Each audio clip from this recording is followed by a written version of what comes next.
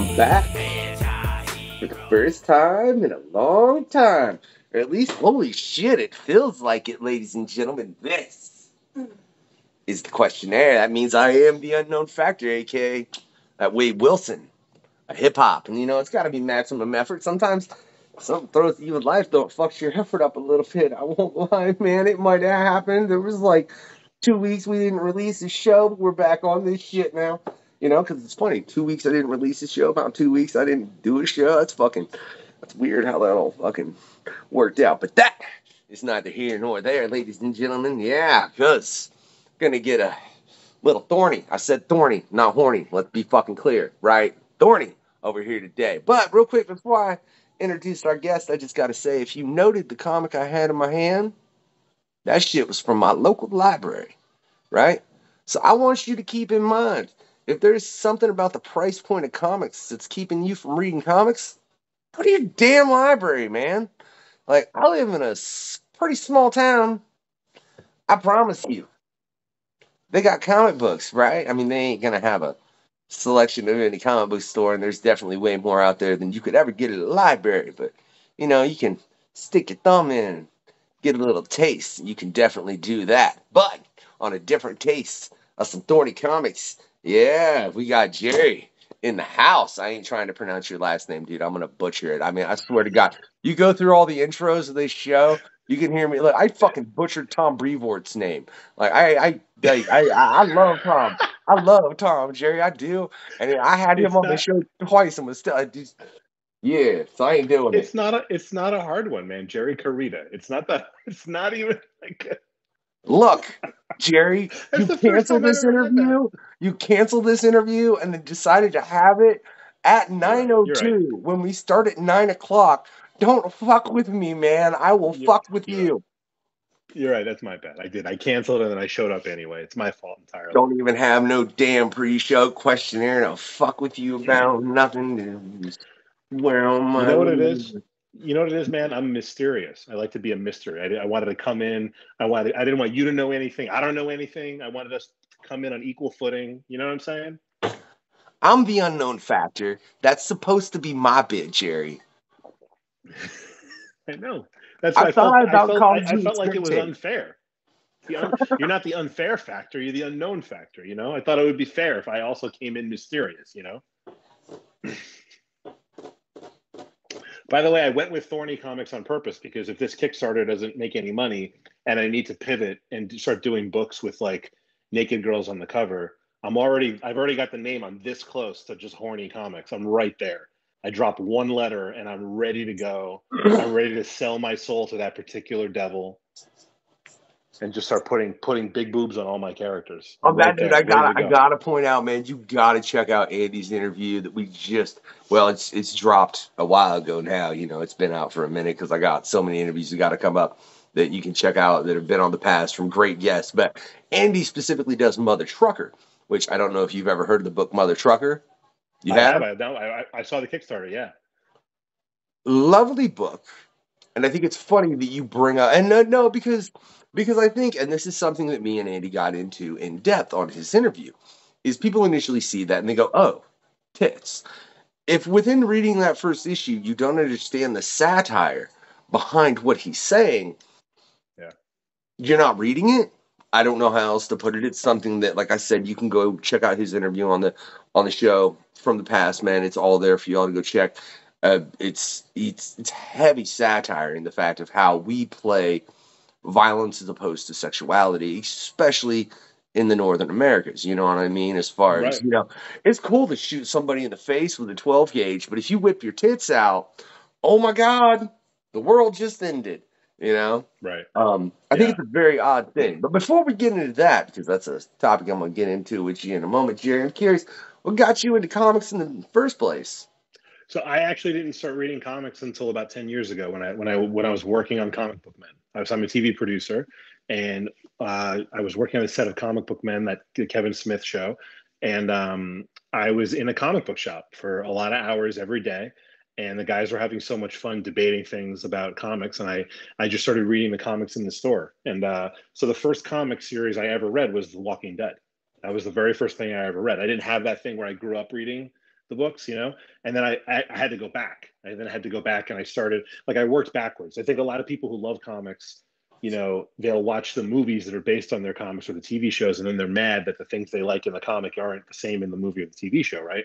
I had it the other way around, where I had already been watching for years all the X-Men movies, all the Spider-Man movies. So I went back and I read all those old, like, Chris Claremont X-Men stories that became all the X-Men movies that I like.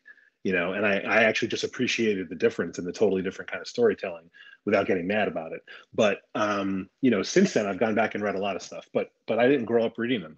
My geek thing as a kid was TV. It wasn't comics. Fair enough. That's a very interesting starting point as far as The Walking Dead. And I'm sure there are a lot of people out there, especially, people like a decade or so younger than me as I date myself, that is probably one of the earlier comics that they read, just based on its popularity and the fact that it became the phenomenon that it did, just right, blowing up to the point where, there's a character right now that has a show, The Walking Dead, Daryl Dixon, and he's never had a comic book. Yeah, it's kind of bonkers how big that got. And comic book men really only kind of existed because of that show too. So the Walking Dead TV show is kind of what was responsible for me getting into comics in the first place. They basically wanted a reality show that they could pair up with The Walking Dead. This is before they were doing The Talking Dead, before they did the talk show. So they put us on first season of Comic Book Men. They only did 6 episodes, and we were on right after The Walking Dead. And then they moved us later after The Talking Dead. Then they moved us later. So for most of the run, the show was on at like midnight on Sunday nights. And it still did really well at that time slot. It was on for 8 seasons or 9 seasons. It went on for a very long time. And but that was how I got started. That's how I started reading the books, and I started buying some. I started collecting them too. I bought a couple of Wall books from Walt while we were making the show. But that was kind of where I started. Firstly, thank you for helping that come into creation, because I've read comics since I can remember it. But at the same time, like when The Walking Dead started, and then that started, between the fact that I'm a huge comic book fan, as well as I've been a fan of Kevin Smith since like Clerks, I wish I had the huge collection that I used to, and between comics and DVDs, because I actually had the 10th anniversary celebration of Clerks, that big black box that was like, oh yeah, I remember, this thick, had the original, the IFC cut and all that and everything. So thank you, dude, for bringing that as the part of something, because I do definitely think that's something that helped comic book culture as far as comic book men. I wish it's something that could have become more of a mainstay. What do you think it is that caused the cancellation of that show and made it to where it wasn't able to achieve the success? Not that it ever would have achieved the success of The Walking Dead, but let's say 50% of the success of The Walking Dead. Let's say 25% of The Walking Dead. Let's be real here. Walking Dead's stupid big in the long run of things. Comic Book Men, I think, was really successful, actually. I think it had a long run, man. They did almost 100 episodes. When all was said and done for a reality TV show, that show was on for a long time. And their attitude at AMC was, you guys can keep doing the show for as long as The Walking Dead is on. And, and then The Walking Dead went on, forever. so they had to walk that back a little bit. But hold on. Yeah. I think they stopped. I think Comic Book Men, I want to say they did 96 episodes. So they did a long run, man. They were on. They did like 8 or 9 full seasons. But that's dirty because it's for short of syndication. Right. Yeah, they did. Is that even a thing anymore? That's what the writers were on strike about. No, that's not even a thing anymore. Well, with streaming and everything. Yeah, I think it's on Netflix. I think the entire run of Comic Book Man, I think it's on Netflix. Yeah. So I don't know if it's even a thing anymore. But that Makes show, sense. it was a weird little show, and it had a niche audience, but they all stuck around for it. There was always like, I can't think of another reality show that was on at midnight every week on any night of the week that got 1 million viewers. It was getting 1 million viewers at midnight, That's fairly impressive, yeah, because I mean you are Yeah. very much right. Now let me ask you this then, man. What do you think it is? Like, I don't. If you look at the current comic book biz, you'll see several people say it's in a sort of disarray for a number of reasons. You know what I mean? I mean, Yeah. you'll see people I got a lot disagree. of opinions about that too, but yeah. Oh well, let's get into them by all means, kids. There, that's what the show and the quest is about. But if you look, I mean, you guys followed up The Walking Dead, and then it was Comic Book Man, and Comic Book Man went into all kinds of things within the comic book community. I mean, it got very specific. There are things that from the Comic Book Man, I mean, you could watch any episode and not know anything about comics, but if you knew about comics watching those episodes, I think you got more depth from them, just because why Yeah. wouldn't you? You know, like if somebody's living out in the jungle watching Survivor, they probably get no depth from that. But if you're reading comics, watching comic book men, it's like, oh well, I know that book and I know that book and I understand why all this is. Um, why do you think people look at that the way that they do then in the comic book market, man? You threw my whole question off with that statement.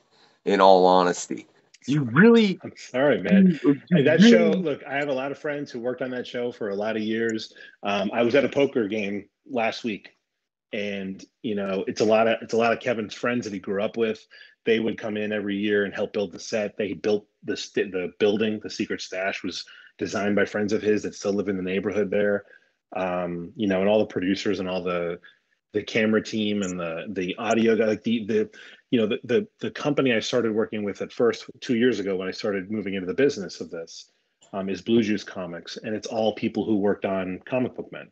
So the cinematographer and the audio mixer with two of their friends had a company, Blue Juice Films, and they turned it into Blue Juice Comics. The assistant camera operator had an idea for a comic book. That's their first series that they did. It's called The Accelerators. And all those guys were at this poker game last week. So I got to defend my buddies. I don't want to answer the question and be like, well, the show was a failure because No. when I know it did 90 something episodes. No, I know that wasn't your question. I know that wasn't your Yeah, question. no, no, I'm no. just Because being, I mean, as far no. as why do you think the show didn't help drive the comic market forward? You know what I mean? Oh Because yeah, if I mean there's ever, yeah, comics are very specific, right? It's like a very specific, like um there's like this is actually a weird thing happening on Kickstarter right now. Like you can kind of there's like this many people who are into comic books. And then outside of that, there's all these other things that are like competing for your eyeballs. Your phone, manga, animation, specifically anime. There are people who are into geek stuff who are not into comics. People love the movies, have never known people who love the Captain America. They're never going to, people who love Thor, they're never going to read, his first appearance in a book. They're not going to go back and look at those old, you know what I'm saying? Like there's just like, you can get all those great stories now in so many different ways that how do you convince people to sit down with a book? Actual just books like are hard to get anyone to read. Try to get a kid to start reading by handing them a book. If you hand them a comic book, they light up a little bit, but eventually everything else is like you watch a screen, your brain like releases dopamine. You don't get that from a comic book. You know what I mean? It's hard to breed new people who are interested in it as a thing. So you've got this many people, and what's going on Kickstarter right now is all the indie people are now on Kickstarter. Everyone's on Kickstarter.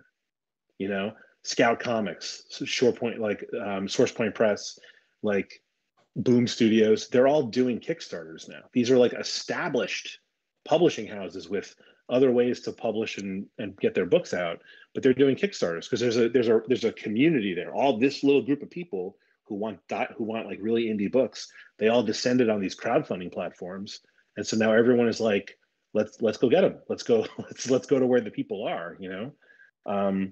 So the actual industry is weird, but I think like the show wasn't really meant to bring in new comic book people. It was like a love letter to comics that Kevin and his friends grew up reading back in the day. And they would try to feature more recent stuff, but it was really more about the nostalgia than it was more about, new stuff.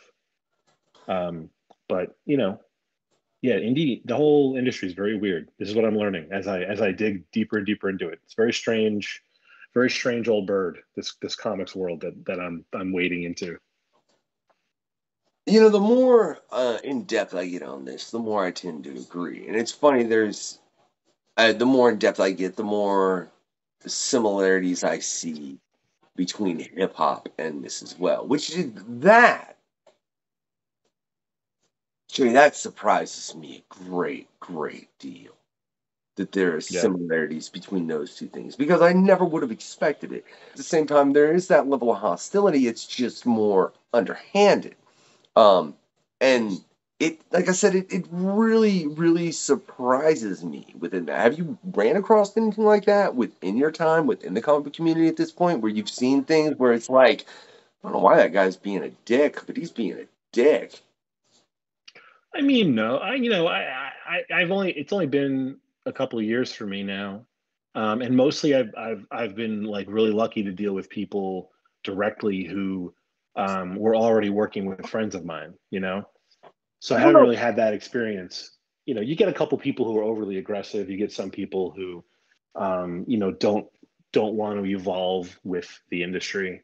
You have people with very strong opinions about crowdfunding, very strong anti, very strong like, people just are weird. People have their own hangups about whatever, and you know, yeah, I know you're gonna ask. It's well, no, weird. no, no, no, no. Well, firstly, I mean, your cousin is James Tynan, right? So that's kind of an in, Jerry. Like, James does great work, He right? I does. mean, I could grab some of his work right up here, right up here. I'm not sure exactly Yeah, where I'd have to turn around and specifically look. There's a lot of image up there. Um, back but here somewhere. Yeah. I mean, yeah, like I need to get the rest of the Department of Truth too, but that's besides the point, neither here nor there, as well as several other things that James does. So, I mean, you literally had family in the business, but you heard people have issues with crowdfunding. Why? I mean, people just think it's like, back in the day before internet was a thing, you basically had to hit the pavement and go out there and hand sell stuff, and you'd go store to store and you'd call stores and stuff. And this Kickstarter kind of lets you go directly to fans in a way. And I don't know, man. Just people have strong opinions. They just Kickstarter itself, if you think about it, it's called Kickstarter, right? The idea was I have an idea for a belt buckle that does a thing. It sings a song when you buckle your belt or whatever your idea is, right? You would go, you do a Kickstarter, you raise a little bit of money, you make a prototype, and then you try to sell it to like someone mass produce it, right? That's the whole idea. I think the original hoverboard was like a one wheel thing that was on a Kickstarter, something like that. Some guy had an idea for like that one wheel hoverboard thing, that people using for a while. Yeah, And you raise money once and then you don't come back. Comic book people are using it like pre-sales. Like we're doing one issue and then come back and do another issue. It's not just we're doing one issue to kickstart the idea and then if it lives or dies at a publisher, then it lives or dies. They're using Kickstarter, and the comic book community is like descended on it in this way that like you can keep coming back with issue 2, issue 3, issue 4 of the same book over and over again.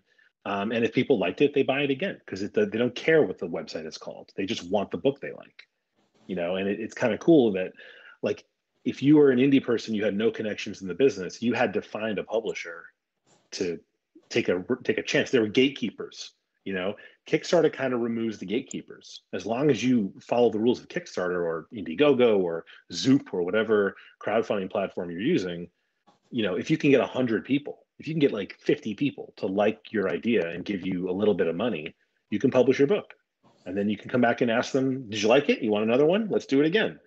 I It's think kind that of a cool direct market yeah, thing. that's such a weird perspective to have for the comic market, though, because firstly, I can't tell you how many creators we've had on here that use Kickstarter in some capacity. Oh, sure. A Yeah. lot of them that do work with the big two. I mean, specifically, I'll bring up two names because, in all sincerity, I love them both. I love all their work that I've read, and they both sent me some packages that much love to both of you. Right, the first being Erica Schultz, who wrote the Deadliest Bouquet, ran it on a Kickstarter, ended up getting picked up by Image and dropped issue by issue, and the graphic is out by now. I highly recommend you go pick up that graphic if you're into some just a story that is crazy and could really exist in the real world and will twist a knife in your heart at the end. I swear on my life. Erica got me with that one, like that Ultimate Spider-Man where they killed Spider-Man and he's talking to his aunt, talking about, I saved you. Like, twice I've had a comic book get my eyes teary. And that and Erica, The Deadliest Bouquet, you know? And now she's working for Marvel. She's doing a number of things, X-23 Deadly Genesis. She's just dropped Hallows Eve. She's got What If that she just dropped that I've picked up. And then you look at Doug Wagner, who very much has done the same. I mean, he's got Plastic up, Plastic, a deluxe edition up on Kickstarter right now. And both of these individuals that I'm referring to are getting ready to have pieces within the Marvel Zombies that they're getting ready to drop from Marvel. So I don't understand how you would look at Kickstarter like that and think it's a negative thing when it's helping even the big two discover talent that I don't think they would have otherwise. You know? Yeah, it is, and you know, it's a scary thing because it's change, right? Like 2 years ago, before like people had been doing comics on Kickstarter for a little bit. In the last couple of months, it's really exploded. So now there's the same like number of comic book fans looking for stuff to give, looking for stuff to buy, but there are something like 3 or 4 times as many comic book projects on there now. It's really exploded. It's gotten kind of like bonkers. But a few years ago, like when I first started getting into this, Diamond Distributions was the only way to get your book into stores. That was the way Marvel did it, and DC and Image. You know, it was before they started breaking away from them. And I remember my friends explaining to me, no, this is how it works. There's a catalog. It gets mailed to the stores. The stores decide what they want. This is how the thing works. And I remember thinking, like, in the age where Netflix is in the middle of swallowing up TV and destroyed Blockbuster, how has this whole system not just been replaced by an app? Like, how has Diamond not just built an app where, like, you know, you running a store can log in on your end, and if I'm your customer, I can log in on my end and I can order what I want and have it delivered to your store, and you can still sell it to me. Like, there's a way to do this to loop the stores in, but anything that kind of changes the status quo is going to have a bunch of people who are like mad at it. And Kickstarter does that. Kickstarter going direct to market. The fact that those 2 people you mentioned are going directly to their fans and not publishing those projects through an indie publisher, you know, first, is like probably controversial for some people. And if you own a store, I could totally see why you might see this all as a threat. And a lot of people on Kickstarter now will have a retailer tier where you're actually trying to sell the books to stores too. Yeah. You know, which is great. And my goal is to get these books into stores eventually. I mean, I'm going to be lucky if I sell, you know, 120 something copies of this book. Like, it's not taking a bite out of it, not a real bite out of like what, you know, people are going to find it in stores. If anything, I'm hoping to generate a little bit of buzz so stores will have heard of it. So next year, when I have 6 issues ready and I'm ready to put my book out monthly and then do a trade, you know, the stores have heard the name before. That's my goal. That's the goal, is to eventually put the book in stores, print it the old-fashioned way. But I can't afford to make the book. And there's millions of people now who are like pitching books to every indie publisher in the world. Like, how do I get my book in front of people? You put it in Kickstarter and see if the public wants it. If the public wants it, some publisher is going to pick it up, you know? And that's a great way to go, I think. Well, I mean, you bring up Netflix, and I think you make a very valid point in that as far as how things have diversified. And even if you look, I agree. You brought up such a great idea that no one has as far as why is Diamond not an app that you could go and just order books to your local comic book store. I think that's genius. I mean, I was just surprised that they weren't doing it, you know, and I kind of think it's that thing. It's like Blockbuster could have bought Netflix back in the day. They chose not to because they were like, we're the only game in town. We're Blockbuster, you know, but then you get kind of destroyed and kind of look what's happened. You know, it's been kind of a rough go. Like, I think, is it DC? You know, a couple of the big ones have pulled away. There, you can distribute comics through Penguin now. There are other options, you know. So I think you need to, like, as the world evolves, you evolve with it, or you go away. And I hope that Diamond doesn't go away. That's how I hope to use them to put my books in stores in a few months. But they need to stick around for that to happen, you know? No, they don't, Jerry.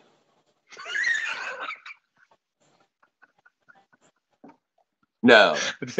I'm saying for me to use them, man. It's like they have to be there or I can't use look, them. I'm trying to be political here. Would you stop with that shit? Look, dude, I'm in, and let's like, and I don't mean to bring up me as an artist anymore, but if you look at distributing through Netflix and like how Spotify has taken musicians and all of that, yeah, there's a problem with that, and if it came into the comic book market, I think it would help the comics as well as really hurt the creators at the same time. I mean, there's a reason the WGA strike just happened.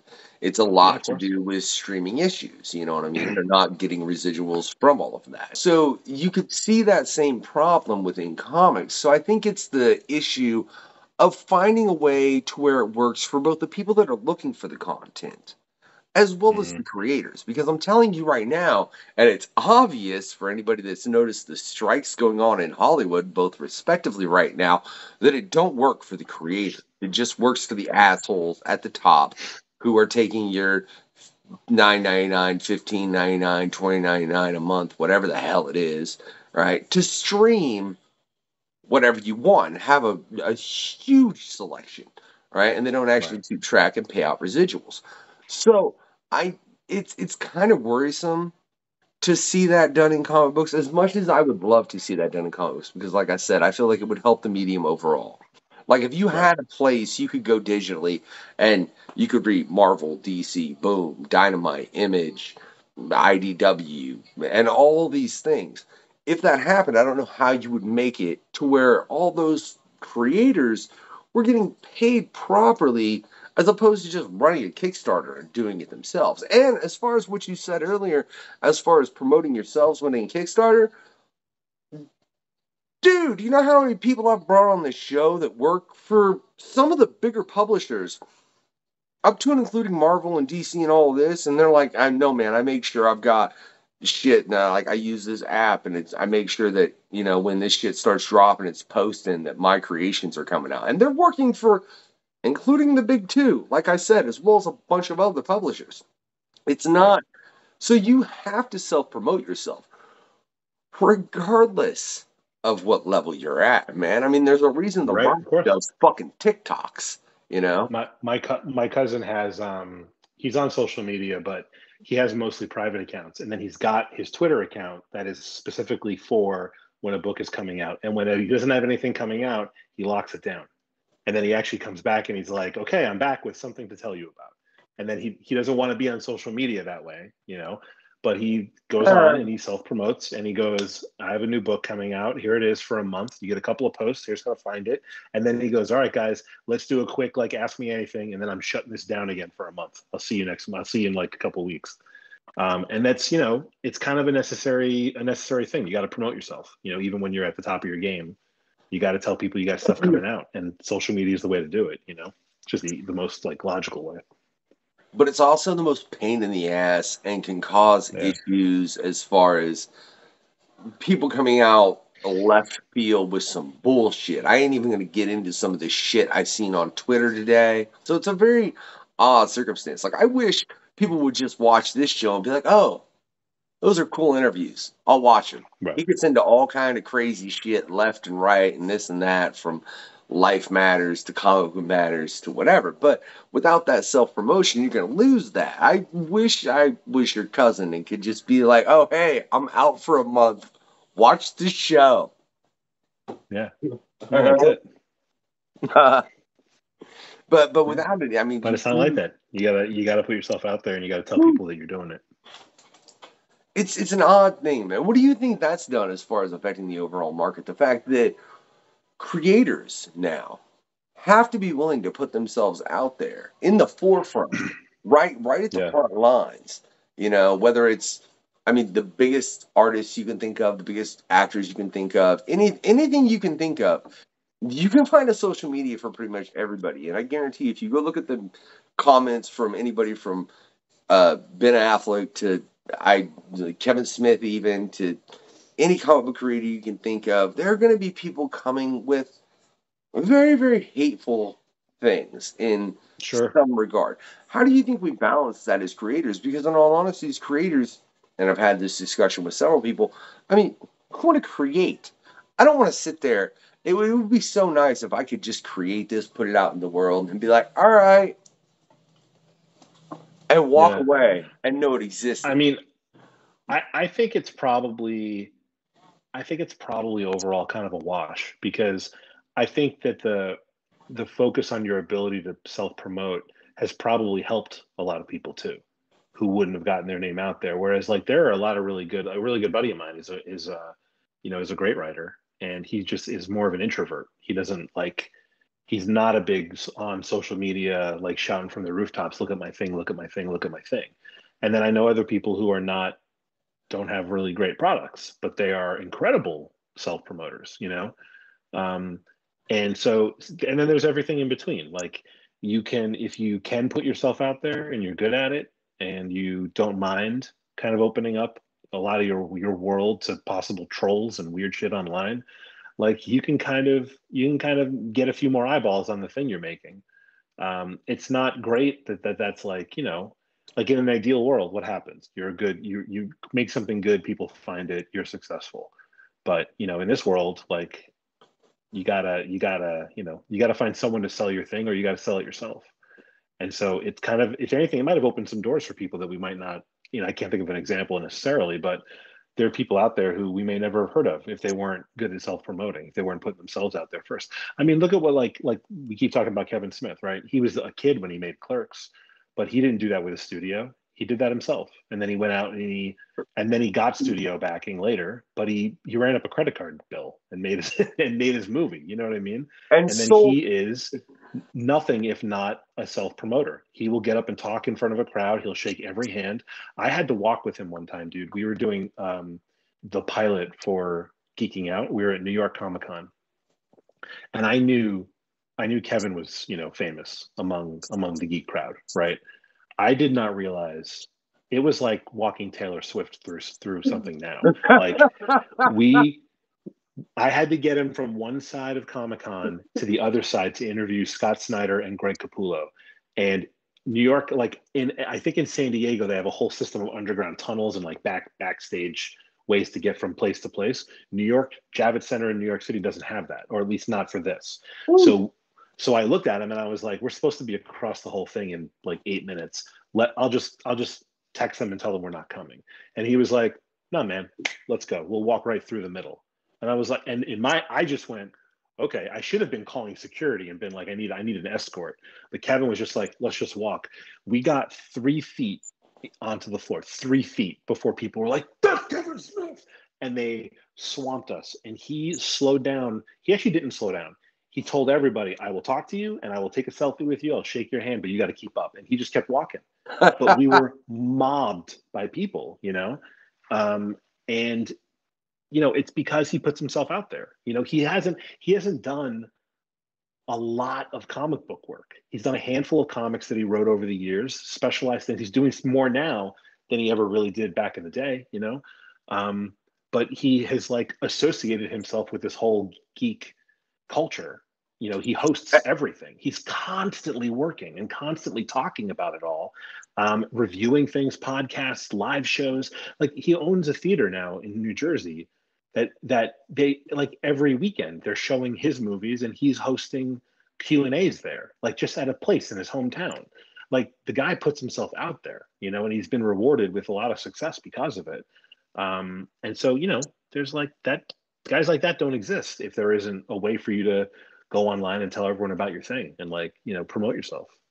Well, and I got a couple things to say to that. Firstly, shout out to Chrissy Wiseman, Chris McDonald, and Andrew Thomas, who all work on either the Masquerade or the Clerks Quick Stop that just dropped. Both phenomenal comics. I recommend you check them out, as well as all the past quests where you can see all of those individuals, and we're talking about all of their work and everything they've done.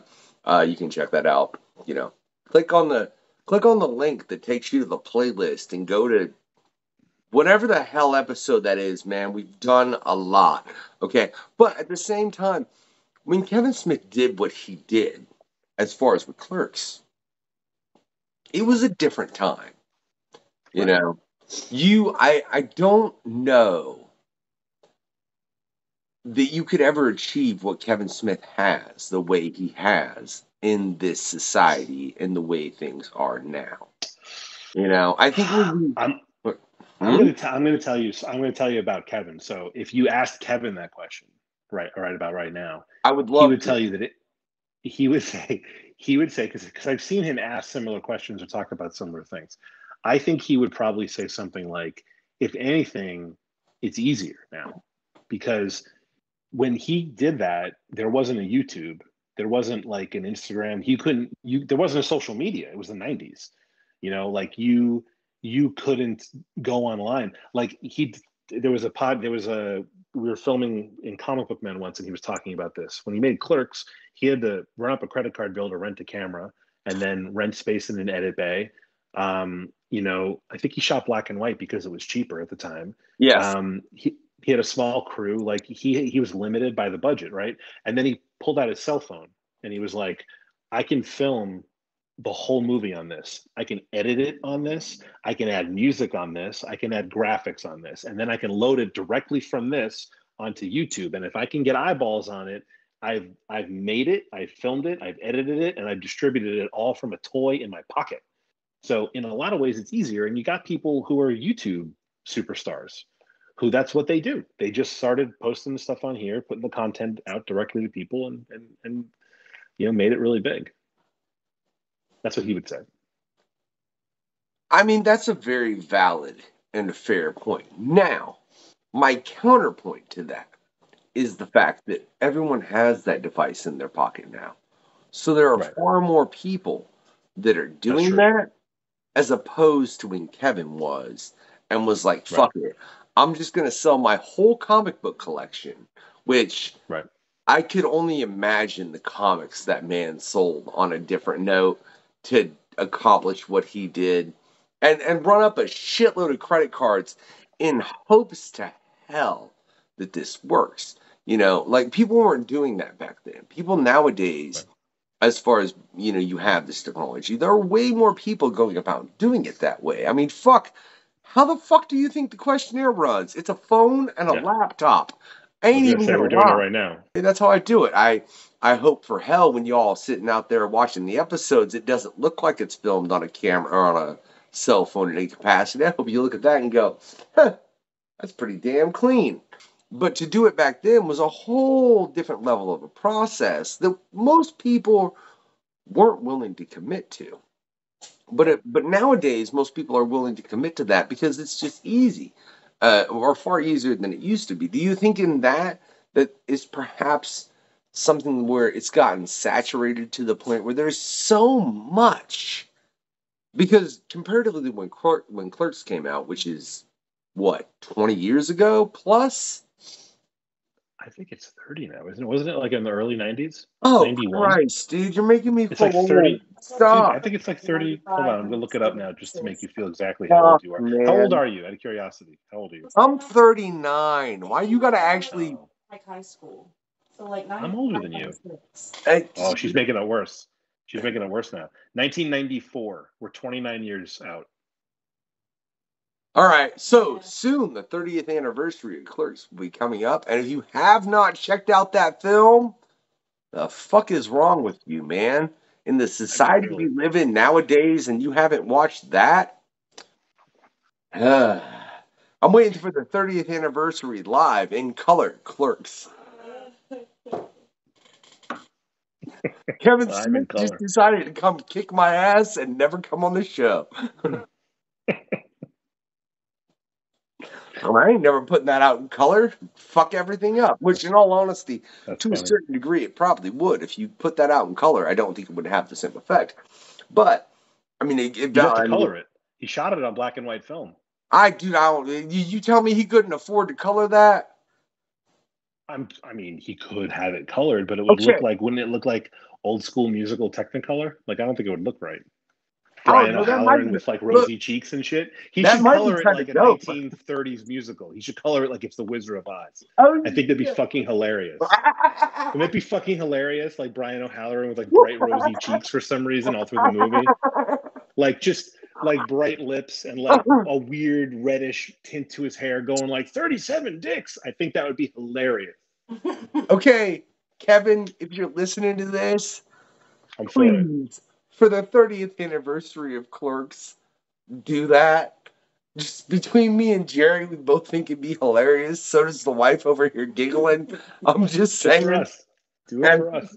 And we're all fans of Clerks, man. So these are fans of yours that are saying this. Keep that in mind. Oh my God.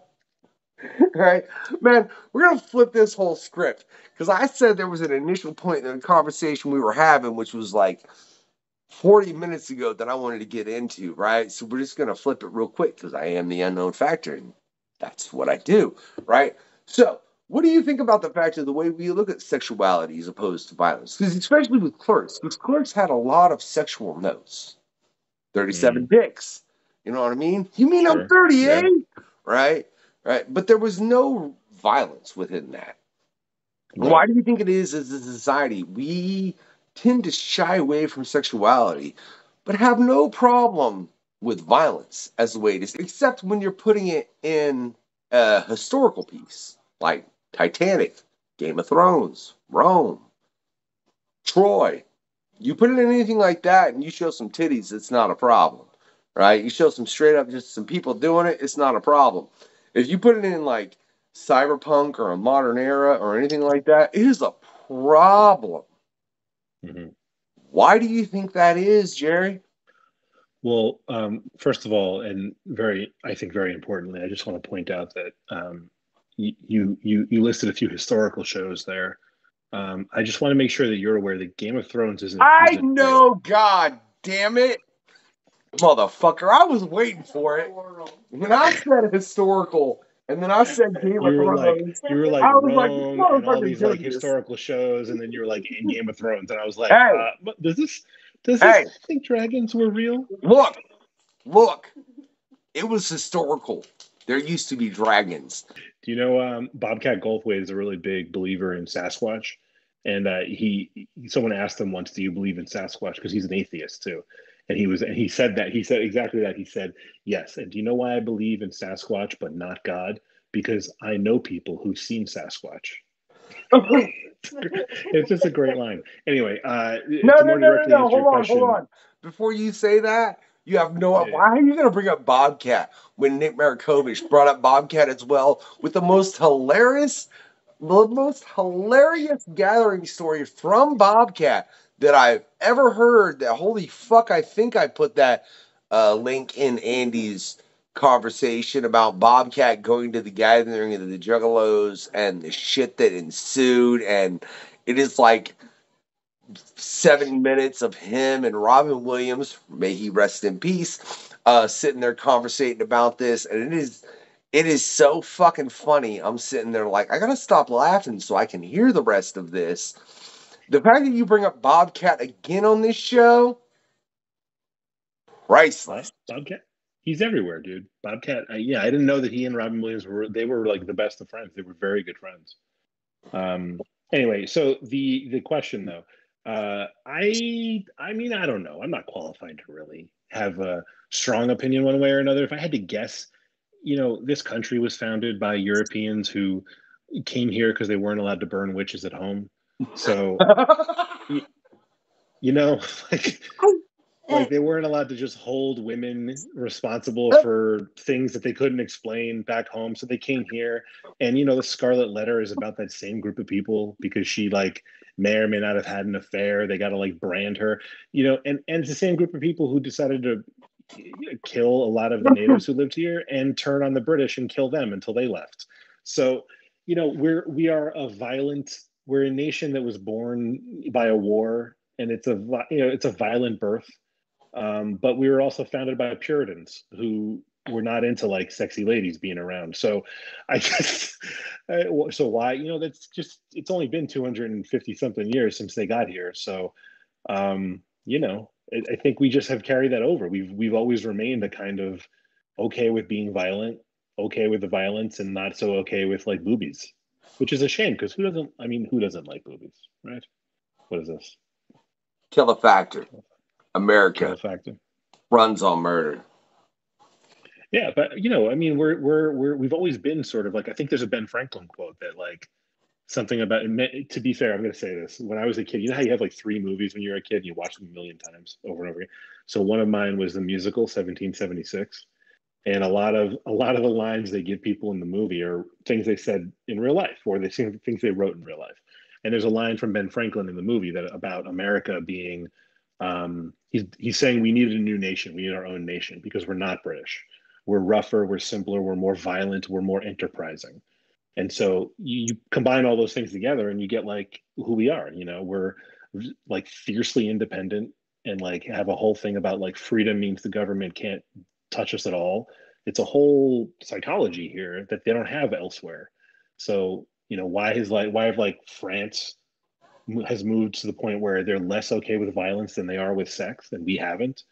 We were founded by different people. And we've kind of been on a different trajectory ever since. And I think it's just, we've never really gotten over it all. We've never really evolved from that. Not a lot anyway.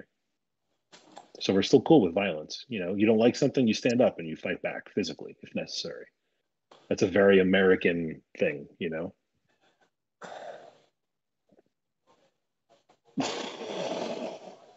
I'm sorry, I gave you like a really like, I'm writing a paper about this for school answer, and I No, don't think you were it's expecting okay. that.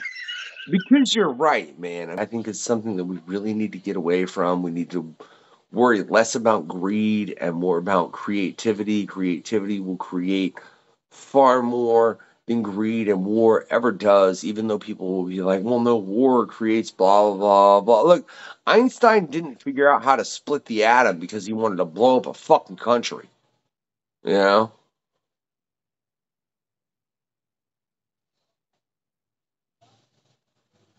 Yeah.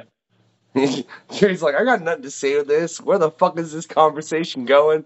I thought we were talking about my comics. This shit went real. Woo!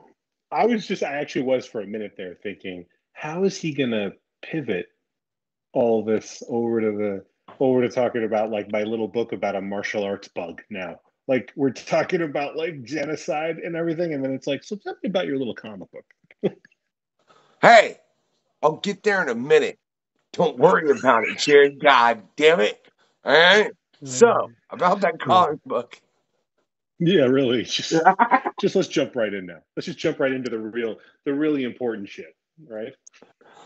Well, no, but I think that's something that if you look at it, it is very important. If you look at the history of the country, it's created a lot of things that we have, even within the comic book community. Like, I mean, if you take example, I could bring up so many past guests from Andy with Mother Trucker, right? If you look at his book, it's satire about the fact that we are far more accepting of violence than we ever Right. are of sexuality. That's why one of the first things in the book, this girl's in the ring, the main character, and she pulls out her breasts, and suddenly the ref is throwing up, right? Right. Right.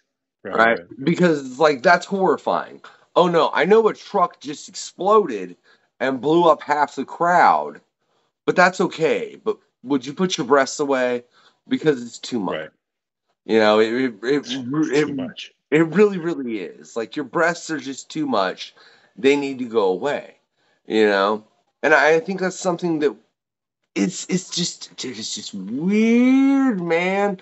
And how do I link that all together? I link that all together because I think that's something that in comic books people find odd as well. Like if you put breasts in comics, how many people do you think are instantly turned away from it? Right. I mean, I think there's definitely some people who are. Have you seen? There's a comic on Kickstarter now called. It's in their second issue, I think. It's. I want to say Pat Shand is doing it, but I might be wrong about that. It's. I summoned Cthulhu to fund my Kickstarter. No, but now I want to bring him on the show. Yeah, it's funny. It's the idea. I mean, specifically the title references Cthulhu, but the idea is like there's a running joke on Kickstarter that if you want to get more money, have Cthulhu on the cover of your book, or have boobs on the cover of your book, or have something that looks like a '90s goth sexy murder lady on the cover of your book.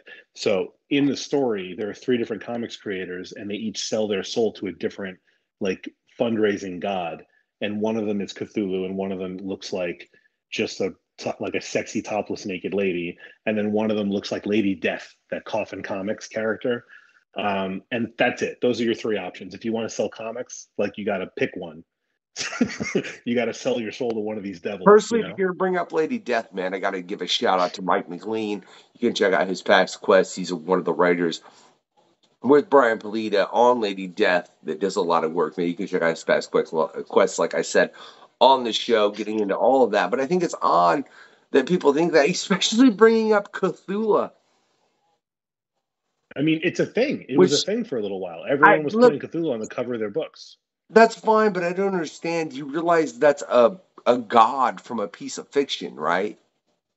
Yeah, but people, it has an audience. That's the only point. There's a group of people. Like, if I put a topless woman on my cover, am I going to turn off a group of people who think I'm just trying to sell basically like porn on the cover of the book? Absolutely. Absolutely. But there is a possibly much larger group of people who are more interested in buying that same book because of the naked woman on the cover. So are you getting people who are looking for a story? Probably not, So I know, I forget who it was. There's someone, another podcast I was on a week or so ago, and they were saying that a friend of theirs, as an experiment, started a second Kickstarter account, had been doing Kickstarters for comics that were like cyberpunk, futuristic stories, cool shit, robots, monsters, and guns, right? And he was always struggling to kind of hit their goal, which was always a modest goal, a couple $1,000, right? So he started a second campaign, a second Kickstarter account, somewhat anonymous, wasn't associating it with the existing one. And he did a book that was about two like sexy lady plumbers who were dressed like Mario and Luigi. And it barely had a story. Like, he didn't care, but that's all he was doing. It was like a couple of girls wearing like red overalls and green overalls and not much else. And he raised $23,000, and he was doing it just to mess around. So there's a group of people who are like, boobs, I'm in. Like, but they're not there for a story. So if you're trying to tell a good story, maybe you could do both. That same guy I mentioned, Pat Shand, so he's done a bunch of stuff. He did a book. He did a lot of stuff that was like doing fairly well. And then he did a book that just exploded. And it was a satirical, sexy book called Cheeky. And it was like the main story. It was an anthology book. And he's done a few since. But it just exploded. And so he actually separated it out. So now he has a Kickstarter account and a publisher, an imprint, that does the more sexy stuff. But I think he writes all of it. So it still has like a good story underneath it, but it's also like, it's just very like, it's an adult themed thing. All sex is like, the sex is all like a part of the story. And then he has his other comics that are more his like, these are the stories I want to tell. And they're separate, and they're both very successful now because he's got a big following. But part of how he got there is I'm gonna write a story about a girl who has a butt so big and so sweet that she just can't find someone who can sleep with her long enough to please her. That's the story in the book, and it's very funny. I read it; it's very funny. But I think that's a lot of what Andy has done in Mother Trucker. So with what you're creating, how do you make sure you're making the proper balance as far as making it to where you're creating a story that someone will appreciate, but making it to where it's something that people will look at and be like, oh shit, I want to fund that. That's how I loop it about, man. I just have to find the proper fucking moment. And you know what? I like it. I like how you did it. I like it. I'm for it. I would say what I'm doing is I had a story I wanted to tell. I had a character in mind. I built a world around it. And all what I did and what I'm doing is I'm a writer. I'm not an artist. And I can't draw for shit. And I was, from the beginning, I was like, I need somebody, if I'm going to sell this to people, I need someone who's going to make it look like professional and really good. And then I also needed it to be someone good so that when I was writing it, I was challenged to kind of meet the art, So I got really lucky, and I just reached out on Instagram to Takashi Okazaki, who created Afro Samurai. He just did the Marvel Visions book for Star Wars Visions for Marvel. It was a sequel to an anime he did that was sort of a samurai Jedi story that I think is on the Disney platform. One of the shorts, Disney short, the Star Wars short stories. It's called The Duel, I think. And he does a ton of character design and stuff. He's awesome. He's like awesome. And Afro Samurai was such like such a great story and a great like manga and like a great anime and just And a look, beautiful. it got Samuel L. Jackson playing a Yes. samurai and doing a voiceover. And if based on that, you don't want to check out Afro Samurai, the hell is wrong with you? Samuel L. Highly Jackson plays recommended. 2 characters. Yeah, he's great, and Takashi is amazing. And like, I basically was like, I'm doing a story that I knew was a samurai story. I reached out to him on Instagram, and he replied, and I was floored because, I mean, I'm nobody. Why would he do that? But he was like, I love cicada. It's a cicada who's a samurai. So he like, I didn't know this. Cicadas are a very big part of Japanese like culture and artwork and stuff. Yeah. I had no idea that they were indigenous to there because they're not indigenous to Europe. They're not everywhere. But he knew all about them and he had all these ideas. He became like a sounding board. We were bouncing ideas for the story back and forth while he spent a few months overtime doing the first pass of designing the characters. He was never going to have time to do the interior pages. So I got another artist for that. Her name is Mary Landro. She's also really awesome. And also was just someone I found on Instagram who I loved, had eye-catching work. She had just done her own Kickstarter, which was very successful, for a comic called Rich the comic. And I reached out to her and she was also just like, yeah, let's do it. So I've been very lucky, and that's how I'm trying to catch eyeballs. Like, you can't judge a book by its cover, but you can decide if you're going to pick it up and thumb through it or not by the cover. So I needed some artwork to put on the cover of these books so that people would give it a second look. And that's what I'm hoping to do, and I hope it's enough that people check it out and like it and want to come back for more. And look, if you've been watching the video of this, you've been able to check out that cover work. But then watching this interview, as well as you can check the links in the description to check out all of Jerry's work as far as what he's got going on. What do you think the importance is as far as of a cover in a comic? Because obviously, even if you're just walking to a comic store or you're going through Kickstarter, that is the first thing you see. Yeah. So what do you think is what importance lies within that as far as from one, just having something that's eye-catching, to two, something that kind of conveys a bit of what you're trying to put out behind that particular story? So for the last 2 years, I've been working with Blue Juice Comics, and I've been going to Comic-Cons with them and for them, all up and down from MegaCon to New York Comic-Con. I did a couple of smaller ones. I did Brooklyn Comic-Con. I did one at Fairfax. I've done 2 smaller ones in Jersey. And the thing that I've noticed and that they told me going in, they have a cover for one of their books called Anne Bonny, and it's just gorgeous. It's just this big, beautiful thing. She's in silhouette. She's a badass. She looks like a superhero. It's just a gorgeous cover. It's on a banner stand that we put behind the table wherever we're set up, and it's the single biggest draw at the table. No matter what else is going on, what other piece of art we put up, what other comics we have on the table, who wrote those comics, who's sitting at the table, it doesn't matter. But the thing that matters more than anything is people catch that as they're walking by, and then they'll slow down and they'll go, what is that?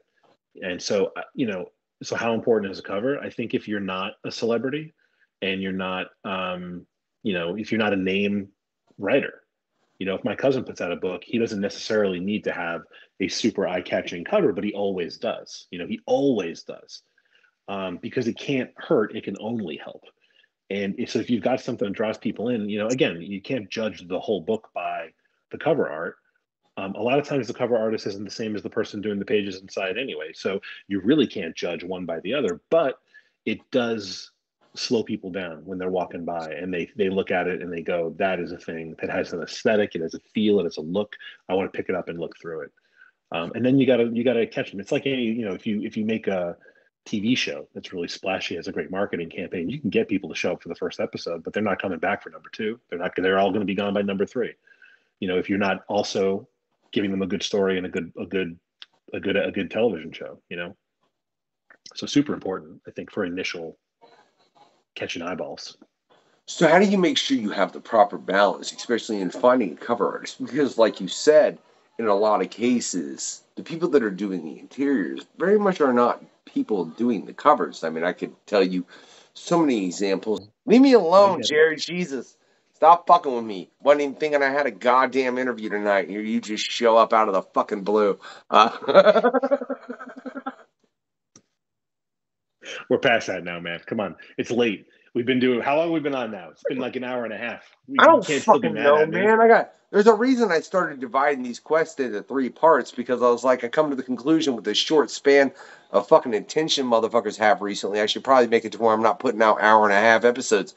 I should probably at least put them out in, half-hour segments so people can sit through them, because everybody's used to fucking TikTok. And man, out of curiosity, what do you think it is, as far as, because you were speaking earlier, as far as when you wanted to get 6 issues out and then get it to a publisher and get the trade out, why do you think it is people, especially with the fucking short-ass attention spans they have, you think getting it issue by issue would be better, but it seems people more want the trade paperback and to be able to just binge through it. I don't get why, with the short-ass attention spans that people have, comics wouldn't be better treated to that, because it's like, look, you can read a story of this, a story of this, a story of this, a story of this, a story of this, and the next month you can continue the story. So you get your little real quick, but yeah, that is a fucking loss on me. Yeah, I mean, I think there's both. I've found a lot of people like the floppies. They like the shorter stories. And if you're doing a book if you're doing like Batman, right? Like that book has been going on for 80 years. It's going to keep going forever. Like it has to be monthly, because you can't get the whole story, because it hasn't ended. It won't end. But if I'm doing my story, if you're doing like, I don't know, man, like Saga theoretically has an ending, so, I mean, he's still going. He thought everyone, I think, thought it was over, but my book, like right now, I'm going to write 6 issues. And if there's an audience who keeps getting bigger and it's interested in more, I'll do another one, but I can tell the whole story that I want to tell in those 6 issues. And then I need a new story before I write another 6 issues. It's not the same, so people might wait for the trade for my thing. But when you're doing Batman, it's like, when Scott Snyder was doing the Court of Owls, it was like, how many issues is that? 12? It's like 11 or 12 issues for that right thing. Around like, there. Yeah, like you don't know. When he does the first issue, you don't know that it's going to be a 12 issue story, and why don't I just wait a year and then buy the 2 trades for that? So you got to read it as it comes out, and other people are reading it as it comes out too. Whereas my thing is going to be, it's a short miniseries. Like I know what the story is for this many, so you could wait. You can kind of get it both ways though, depending on what it is. Are there any characters within the comic book industry, especially between the big 2, that you would like to play with? Oh man. It's kind of political now, but I've always enjoyed the Punisher, and like they kind of changed the backs. They kind of shied away from him for a while, and they came back to him, and now they have a version of him that like some people are mad at, and like I always just thought he was kind of a like tragic, like still a lot of superheroes are like, they're very similar, like old westerns, where it's like an old gunslinger who has to put those guns on and has to defend a group of people, and he's kind of doing that, but he's also really good at murder. So man, first off, shout out to Dave Propose, who hopefully you'll see on the show here shortly. I'm in conversations with him. nice. What is it? Shit. God, I ain't picked up the comic yet because it hasn't released, and the name escapes me, even through it's him and Alex Cormack. Alex Cormack, hell of a guy. Check him out on past quests, as well as him and Rich Duke, who have worked on a number of things from IDW that are all great, I want to point out. But it's just funny to me that you bring up the Punisher of all things, man. Like, you don't feel like that's a character, because it's been very politicized. I mean, to the point where the fucking police use that symbol, right? Which I am 99% positive that every cop that uses that symbol has never picked up a Punisher comic and read it. Right.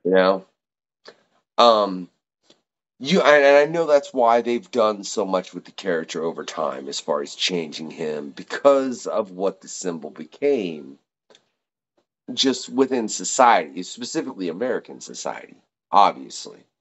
Um, that wouldn't worry you handling that character, man, because I feel like that's one of those that you got to handle trepidatiously, or else you could back yourself into a corner I don't know that you could ever get out of. Yeah. I mean, if I'm being honest, that's what I kind of like about it. I like that kind of challenge of like, how do you tell your story about this character, without, um, I mean, whatever story you're going to tell with that character is going to piss somebody off, I think, at this point, just because it's gotten politicized.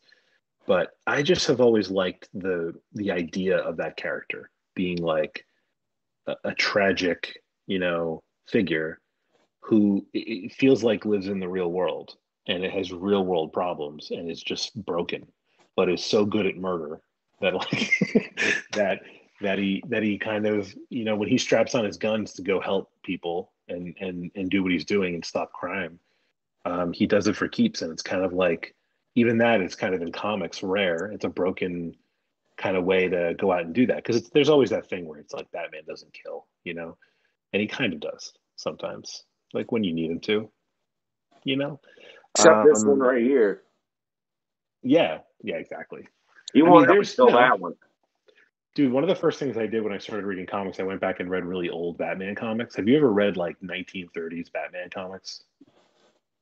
Look, I've always been, especially in my younger age, I was a bigger Marvel guy than I was a DC guy, and a lot of that I think has to do with the fact that Marvel was based in the real world, even though obviously it deals with concepts that are not real world. I don't expect to see the Sentry or Captain America or Iron Man or but or New York any of is these New characters ever appear. Yeah.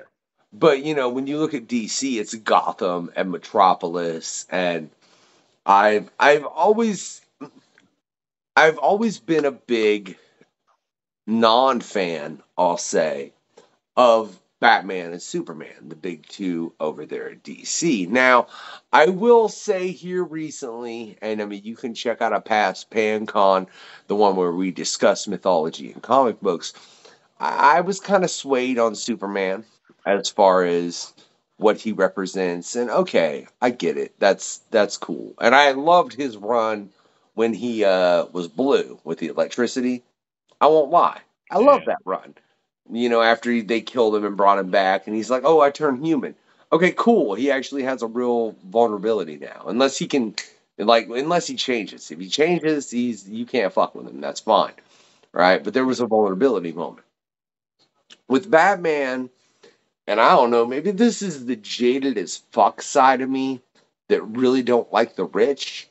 I looked at it and go, this asshole could do so much more.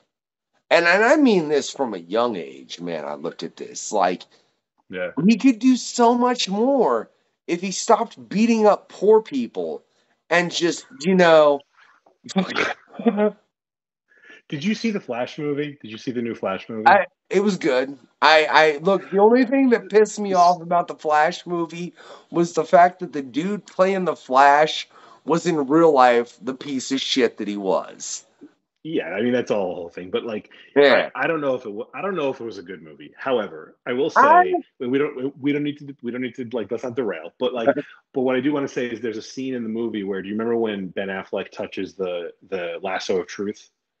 And then she's just like, "How's it going?" And he just like, without realizing what he's doing, he just very quickly says exactly what you just said. I don't know, man. I just feel like a fraud. Like I could just be spending my billions of dollars helping people, and I'd probably do a lot more than I would dressing up like this bat out here fighting crime. He says something like that, like right in the scene, and then realizes, "Oh shit, I'm holding the lasso of truth," and they all just giggle and move on. But it's kind of what you just said. Because it's true. I mean, sure. And again, we've had this discussion. Like, look, that makes a terrible comic. Okay, it does. It makes they've a also bad done comic. the thing where it's like, Gotham doesn't need him anymore, so he kind of pivots to bigger things, and the Justice League is not really about fighting crime. It's about fighting evil. It's more like otherworldly monsters and global size threats. So they've definitely like taken Batman and kind of pivoted him a little bit away from just fighting street level crime and, like you say, punching poor people. But I mean, it's a thing. I'm not saying it's not a thing. But I forget why we were talking about. Oh, Punisher. I'm trying to think if there's another character that I would want to play with. Like he just is one that I find challenging, but I've always had kind of an idea about what to do with him.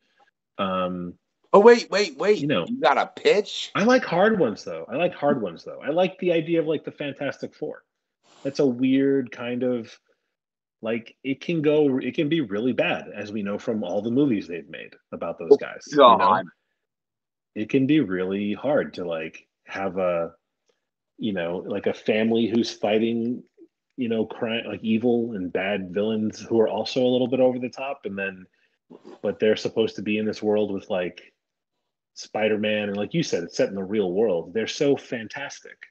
It's just kind of a weird, it could be really hokey, a family doing that, like another, not to keep on bringing Kevin back, but Kevin Smith always says they already made a great Fantastic Four movie. It was called The Incredibles. That Pixar movie, like the super family cartoon, and you're like, oh yeah, I guess they already did it. They already kind of figured out how to do that. But that's another one I think I'd like. I like stupid challenges. I like it to be like, here's the thing that's going to piss some people off. You're going to make everyone angry, but have some fun with it, But I think, in all honesty, as a creator, you can never satisfy all the time. Anytime you're truly putting a part of yourself, which as a true creator, if you're not putting a part of yourself into your creation, I think you're fucking up. And I say that as someone that is a creator. I make hip hop. I run this madness over here at the Questionnaire. I spin madness out of my brain all the time, if y'all haven't noticed during this interview.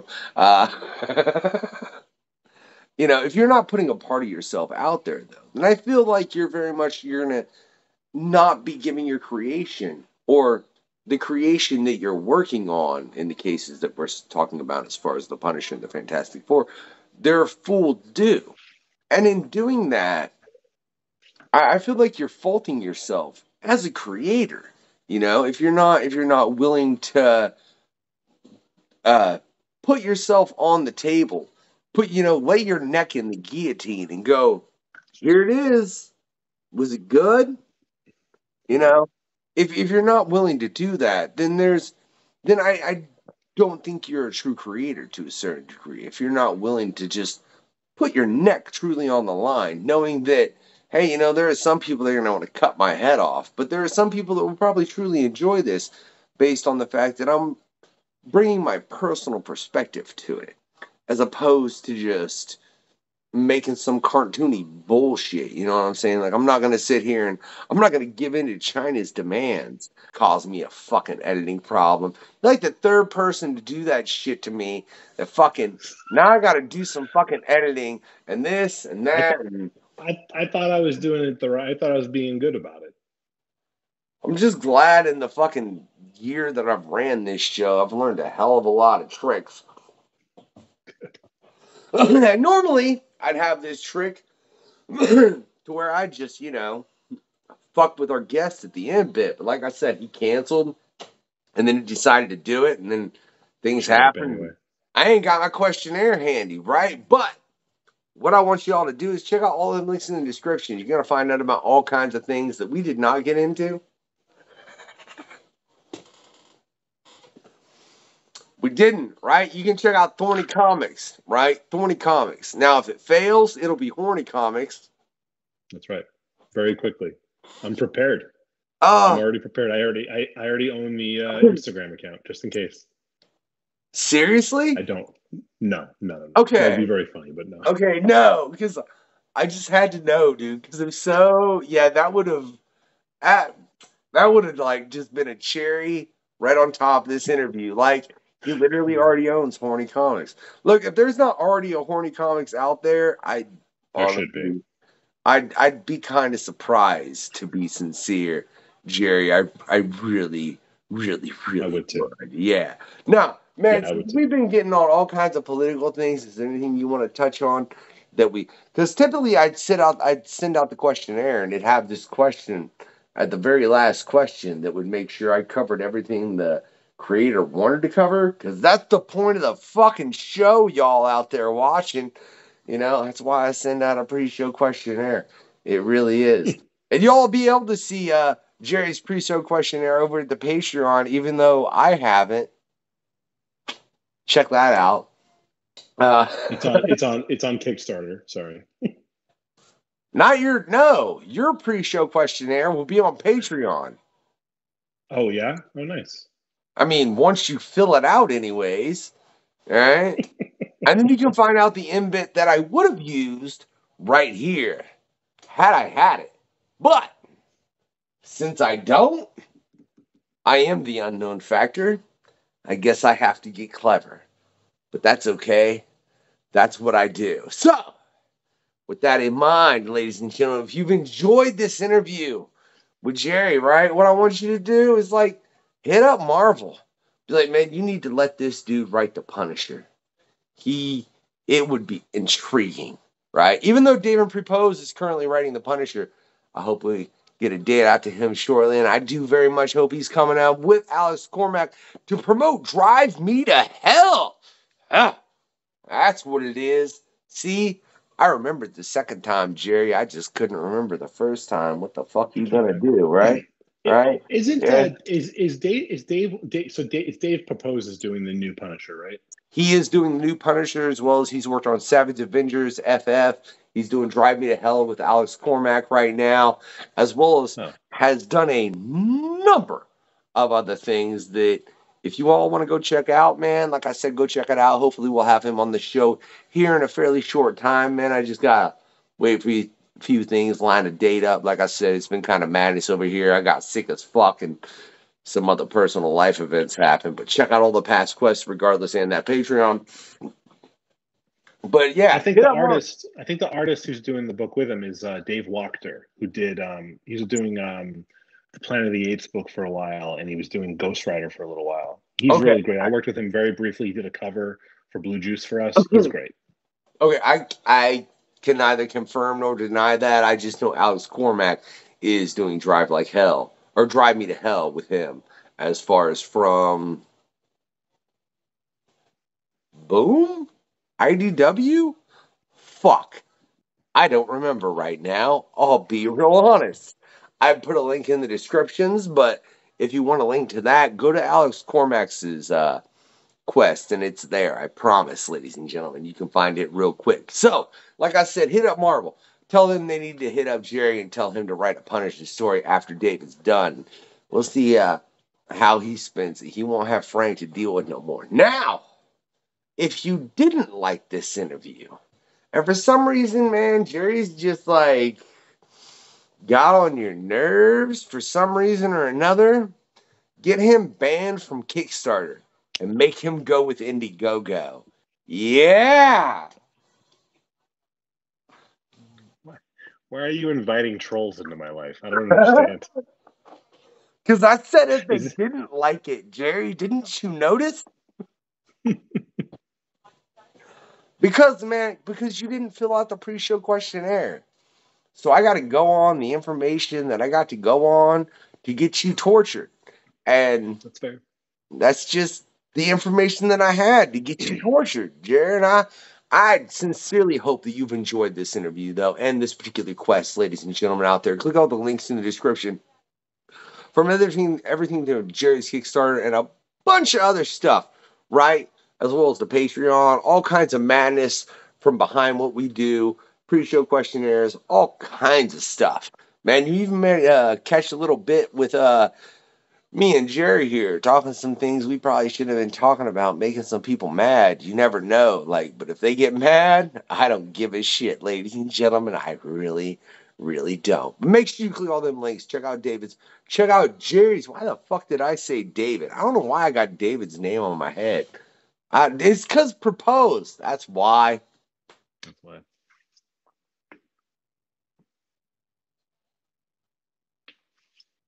You had a whole head of steam going there. Come on, you can get it back. Fuck. All right. Well, on that note, ladies and gentlemen, I want you to do 3 things for me, right? Like I said, click all the links in the description. Make it 4. Change that.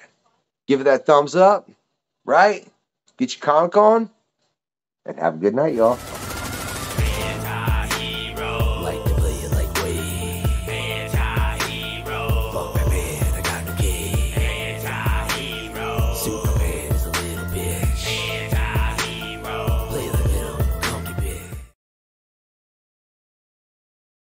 I got it. Tell me when.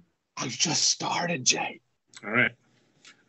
Hi, this is Kelman Andrushofsky. Hi, I'm Martin Cocolo. This is Tom Brevoort. Groucho is my name. This is Fabian Nicieza. Hey, it's Dan Chichester, also known as the pretentious sounding DG Chichester. I am the author of many comics, including the upcoming Daredevil Black Arm. Yes! I'm a comic artist, currently working for Marvel. I'm a store breaker at Marvel and working on Immortal Thor. Hey! We know each other.